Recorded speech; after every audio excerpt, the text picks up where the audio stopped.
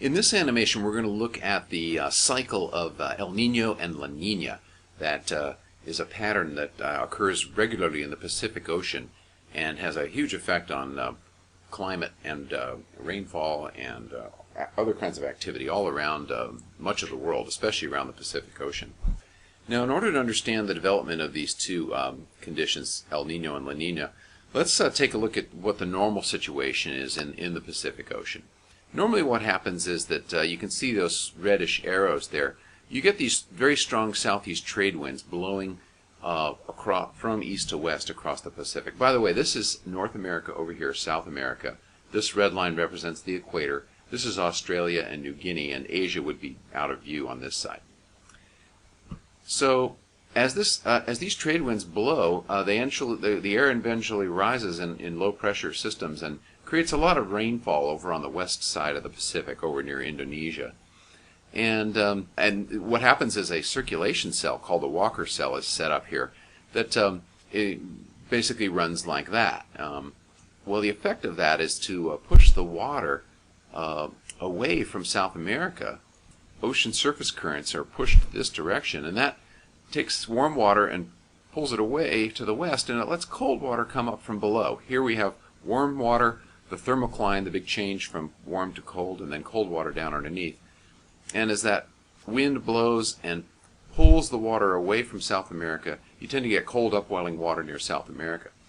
Meanwhile, a lot of very warm water accumulates over here in the western Pacific. It's called the West Pacific Warm Water Pool, because that water takes a long trip along the equator and it gets very warm in this area. So this is a part of the world that's very wet and warm and rainy, whereas this part of the world tends to be cool and drier in general. Now, the whole reason this can happen is because these strong trade winds push this water from east to west. But if those trade winds break down, what can happen is all this warm water on this side of the Pacific Ocean can kind of slosh back across and pile up on this side. And that's really what happens during an El Nino. What happens during El Nino is the trade winds actually weaken and break down. It's called the Southern Oscillation.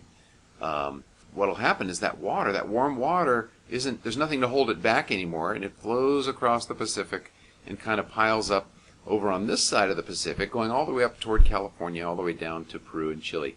And we don't get upwelling anymore over here, and the atmospheric pressure patterns switch, and so what happens now is that warm water fuels rain and storms, and the trade winds are actually reversed in direction, and this part of the ocean now becomes the rainy, stormy side of the ocean.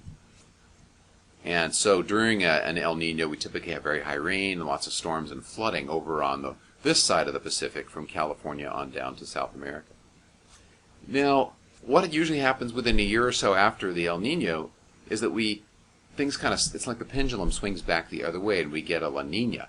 La Nina really can be considered to be a sort of an intensification of the normal conditions. Remember, this is the normal situation where the trade winds are blowing all the water west and it's piling up over here. During a La Nina, the trade winds blow even more intensely, and even more cold water gets pushed west, and even more intense upwelling happens along the coast of South America. So it really is just an intensification of the normal situation. So the Pacific Ocean kind of oscillates between these two conditions, the El Nino condition in which the water sloshes over to our side of the Pacific, bringing storms and rain and warm water, and the La Nina condition in which the water goes back to the other side of the Pacific and cold upwelling becomes even more intensified. These cycles go back and forth, not particularly regularly, but anywhere from every 2 to 8 years is pretty typical.